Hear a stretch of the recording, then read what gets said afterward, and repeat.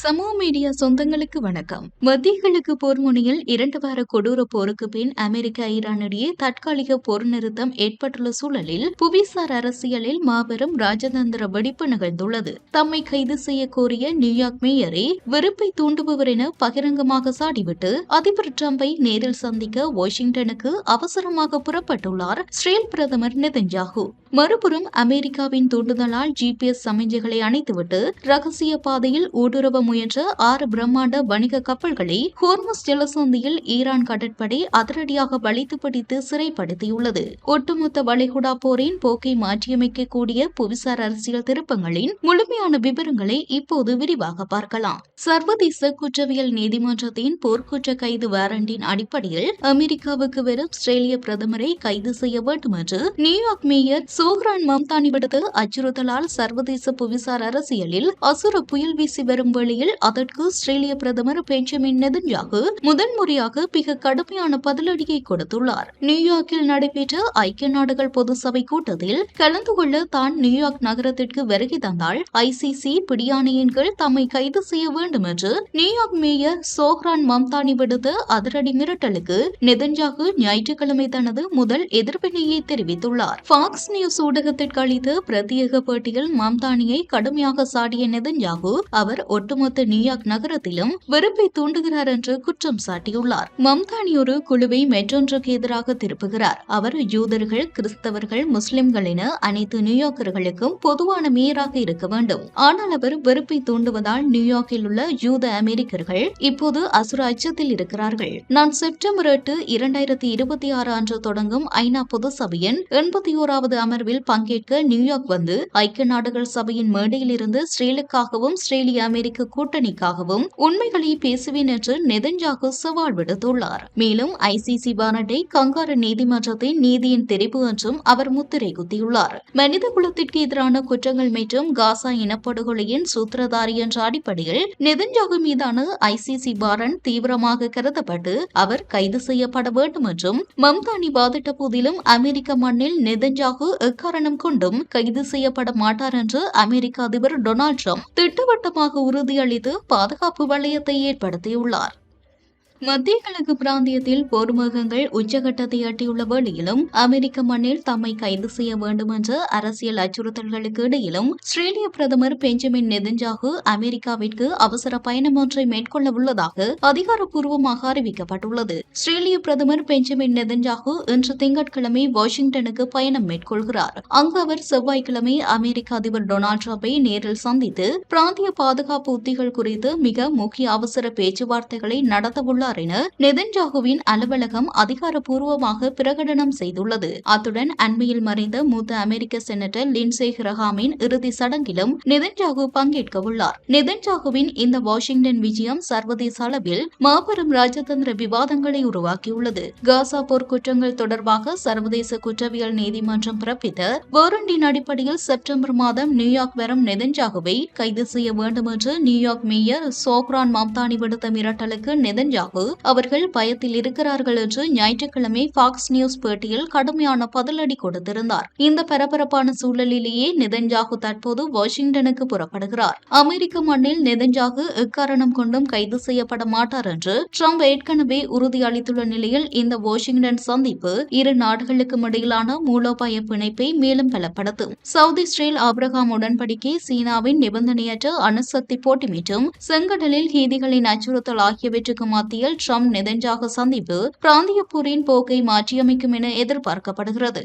உலகளாவிய கச்சா எண்ணெய் போக்குவரத்தின் மிக முக்கிய நரம்பாக கருதப்படும் ஹோர்முஸ் ஜலசந்தியில் அமெரிக்கா மற்றும் ஈரான் ராணுவங்களுக்கு இடையிலான மோதல் வெடித்துள்ள நிலையில் 6 பிரம்மாண்ட கப்பல்களை ஈரான் கடற்படை அதிரடியாக இடைமறித்துள்ள செய்தி உலகை அதிர வைத்துள்ளது. ஹோர்முஸ் ஜலசந்தியில் 6 வணிக கப்பல்கள் ஈரானிய படைகளால் அதிரடியாக இடைமறிக்கப்பட்டதாக ஈரானின் அரசு ஒலிபரப்பு நிறுவனமான IRIB அதிகாரப்பூர்வமாக அறிவித்துள்ளது. தங்களின் வழி செலுத்தல் மற்றும் இருப்பிட கண்டறிதல் கருவிகளை முழுமையாக அணைத்துவிட்டு ஹோர்முஸ் ஹோர்முஸ் ஜலசந்தியில் தெற்கில் உள்ள சட்டவிரோத மற்றும் பாதுகாப்பற்ற பாதை வழியாக கடந்து செல்ல முயன்ற போதே அவை ஈரானிய தீர்க்கமான நிர்வாகத்தின் கீழ் சிறைப்பிடிக்கப்பட்டுள்ளன.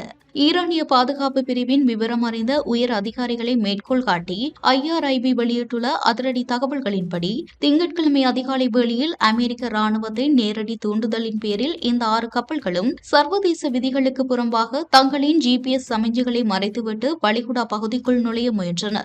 இதில் ஒரு கப்பல் விபத்துக்குள்ளான நிலையில் மற்ற கப்பல்கள் அனைத்தும் ஈரானின் தீர்க்கமான நிர்வாகத்தின் கீழ் பாதுகாப்பாக வளைகுடாவிற்குள் திருப்பி அனுப்பப்பட்டு ஈரானிய கடற்படையின் முழு கட்டுப்பாட்டிற்குள் கொண்டுவரப்பட்டுள்ளன. மத்திய கிழக்கு பிராந்தியத்தில் ஒட்டுமொத்த உலக பொருளாதாரத்தையே அச்சுறுத்தி வந்த அமெரிக்க ஈரான் போரில் ஒரு மாபெரும் அதிரடி திருப்புமுனையாக ஈரான் மீதான தனது தொடர் வான்வழி தாக்குதல்களை அமெரிக்கா தற்காலிகமாக நிறுத்தியுள்ளது. இதன் எதிரொலியாக சர்வதேச சந்தையில் கச்சா எண்ணெய் விலைகள் அசுர சரிவை கண்டுள்ளன. 2 வார காலமாக நீடித்து வந்த கொடூரமான ராணுவ தாக்குதல்களை தொடர்ந்து அமெரிக்காவும் ஈரானும் வார இறுதியில் தாக்குதல்களை பரஸ்பரம் நிறுத்தியுள்ளன. இதன் காரணமாக திங்களன்று உலகளாவிய எண்ணெய் விலைகள் அதிரடியாக 4% வரை சரிவடைந்துள்ளன. இந்த திடீர் போர் நிறுத்தம் மோதலை முழுமையாக தணித்து ஹோர்முஸ் ஜலசந்தியில் கப்பல் போக்குவரத்தை மீண்டும் பாதுகாப்பாக தொடங்க அனுமதிக்கும் ஒரு ராஜதந்திர தீர்வுக்கான மாபெரும் நம்பிக்கையை உலக நாடுகள் மத்தியில் ஏற்படுத்தியுள்ளது. இன்று திங்கட்கிழமை அதிகாலை வர்த்தக தொடக்கத்தில் பதிவான புள்ளி விவரங்களின்படி பிரெண்ட் கச்சா எண்ணெய் எதிர்கால ஒப்பந்தங்கள் 3:29 GMT நிலவரப்படி பெரலுக்கு 4.1% அதிரடியாக சரிந்து $92.82 வர்த்தகமாகி வருகிறது. இதேபோல் அமெரிக்காவின் வெஸ்ட் டெக்சாஸ் இன்டர்மீடியட் கச்சா எண்ணெய் ஒரு பெரலுக்கு 4.5% வரை சரிந்து $85.29 வர்த்தகமாகி ஒட்டுமொத்த பொருளாதார நெருக்கடியையும் தற்காலிகமாக தணித்துள்ளது. 2 வார கால தொடர் வான்வழி தாக்குதல்களை அமெரிக்காவும் ஈரானும் வார இறுதியில் அதிரடியாக நிறுத்தியுள்ளன.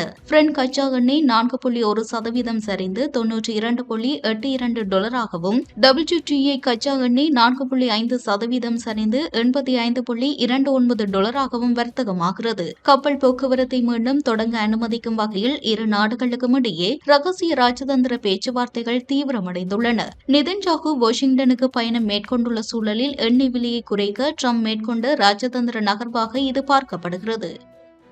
தெற்கு லெபனானின் டயர் மாவட்டத்தில் இஸ்ரேல் அசுர வான்வழி வெடிப்பு தாக்குதல்களை நடத்தி 4 லட்சம் மக்கள் இடம்பெயர்ந்துள்ளதாக ஐநா எச்சரித்துள்ள அசுர போர் சூழலில் லெபனான் விவகாரத்தில் சிரியா தனது ராணுவ நிலைப்பாட்டை அதிகாரப்பூர்வமாக அறிவித்துள்ளது. ஒஃபீடா ஹிட்டோ சிரியாவின் டமாஸ்கஸில் இருந்து வழங்கியுள்ள அவசர மூலோபாய அறிக்கையின்படி லெபனானில் ராணுவ ரீதியாக தலையிடும் எண்ணம் சிரியாவிற்கு இல்லை என்பதை சிரிய அதிபர் அகமது அல்ஷரா திட்டவட்டமாக தெளிவுபடுத்தியுள்ளார். லெபனானில் வலுவான அரசு நிறுவனங்கள் இருப்பதை சிரியா ஆதரிப்பதாகவும் இரு நாடுகளுக்கு இடையிலான உறவுகள் சட்டத்தின் ஆட்சியின் மூலமே நிறுவப்பட வேண்டும் என்றும் அவர் பிரகடனம் செய்துள்ளார். சிரியா மற்றும் லெபனான் எல்லை பாதுகாப்பு குறித்து அதிபர் அகமது அல்ஷரா விவரித்துள்ள முக்கிய அம்சங்கள் வருமாறு: சிரியாவும் லெபனானும் பொதுவான எல்லையை பகிர்ந்து கொள்வதால் அகதிகள், போதைப்பொருள் கடத்தல் மற்றும் ஆயுத கடத்தல் உள்ளிட்ட அசுர அச்சுறுத்தல்களை எதிர்கொள்கின்றன. குறிப்பாக ஈராக்கில் உள்ள ஈரான் ஆதரவு போராளி குழுக்களால் லெபனானில் உள்ள ஹிஸ்புல்லாவிற்கு சிரியா வழியாக கடத்தப்படும் ஆயுதங்களை சிரிய அரசாங்கம்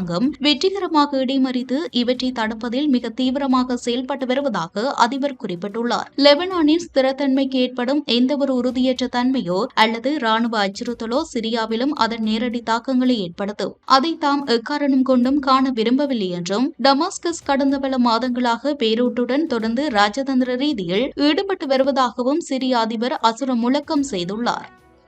ஈரான் மீதான வான்வழி தாக்குதல்களை அமெரிக்கா தற்காலிகமாக நிறுத்தி கச்சா எண்ணெய் விலை 4% சரிந்துள்ள நிலையிலும் ஹோர்முஸ் ஜலசந்தியில் 6 கப்பல்களை ஈரான் சிறைப்பிடித்து அசுர பதற்றம் நிலவும் சூழலிலும் அமெரிக்கா ஈரான் போரின் ஆயுட்காலம் குறித்து அமெரிக்க மக்களிடையே நடத்தப்பட்ட புதிய கருத்து கணிப்பு ட்ரம்ப் நிர்வாகத்திற்கு பெரும் பின்னடைவை ஏற்படுத்தியுள்ளது. ஈரான் போர் மிக விரைவில் முடிவுக்கு வரும் என்ற அதிபர் டொனால்டு டிரம்பின் கணிப்பை அமெரிக்க பொதுமக்கள் முற்றிலும் நிராகரித்துள்ளனர். ஞாயிற்றுக்கிழமை வெளியிடப்பட்ட CBS நியூஸ் கருத்து கணிப்பின்படி போர் சில நாட்களிலோ அல்லது வாரங்களிலோ முடிவுக்கு வரும் என்ற வெள்ளை மாளிகையின் கூற்றை மிக சிறிய அளவிலான அமெரிக்கர்களை நம்புகின்றனர். மாறாக இந்த மோதல் 5 மாதங்களை நெருங்கும் வேளையில் இது மாதக்கணக்கில் அல்லது பல ஆண்டுகள் நீடிக்கும் என்று பெரும்பான்மையான அமெரிக்கர்கள் திடமாக நம்புகின்றனர். கருத்து கணிப்பு மற்றும் வெள்ளை மாளிகை வட்டாரங்களின் அசுர விவரங்களின்படி ஈரானுடன் மேலும் பேச்சுவார்த்தை நடத்தும் யோசனையை ட்ரம்ப் மறுத்ததை தொடர்ந்து இரு நாடுகளுக்கும் இடையிலான 60 நாள் போர் நிறுத்த நீட்டிப்பு இந்த மாத தொடக்கத்தில் கலைக்கப்பட்டது. இதனால் போர் முழுவீச்சில் மீண்டும் தொடங்கியுள்ளது. 2026ஆம் ஆண்டின் இறுதிக்குள் போர் முடிவுக்கு வரும் என்பதற்கு தாம் உறுதியளிக்கப் போவதில்லை என ஐநா தூதர் மைக் வால்ஸ் ஊகித்துள்ளார். நான் அதற்கென்று எந்தவொரு காலக்கெடுவையும் நிர்ணயிக்கப் போவதில்லை என்று வால்ஸ் பின்வாங்கியுள்ளார். போரிடுவதை தொடர்வதற்கான மன உறுதியையோ அல்லது ராணுவ வழிமுறைகளையோ ஈரான் இழந்துவிட்டது என்ற டிரம்பின் வாதத்தை மக்கள் நம்பவில்லை. உலகளாவிய கப்பல் போக்குவரத்திற்கு மிகப்பெரிய வர்த்தக பாதையான ஹோர்முஸ் ஜலசந்தி அதிகளவில் பாதுகாப்பற்றதாக மாறியுள்ள நிலையில் இந்த வார இறுதியில் அங்கு ஒரு பிரம்மாண்ட எண்ணெய் கப்பல் கன்னிவெடியில் சிக்கி வெடித்தது மக்களின் அச்சத்தை உறுதிப்படுத்தியுள்ளது. போர் திட்டவட்டமாக முடிந்துவிட்டது என்ற உண்மையை மிக சில அதிகாரிகளே ஏற்றுக்கொள்ள தயாராக உள்ளனர். ஜனாதிபதியின் அதிகாரத்தை கட்டுப்படுத்தும் நோக்கம் கொண்ட போர் அதிகார தீர்மானங்களை செனட் உறுப்பினர்கள் இதுவரை தடுத்துள்ள நிலையில் செனட் குடியரசுக் கட்சி பிரிவு போருக்கு எதிரான தனது எதிர்ப்பை அசுர வேகத்தில் அதிகரித்து வருகிறது.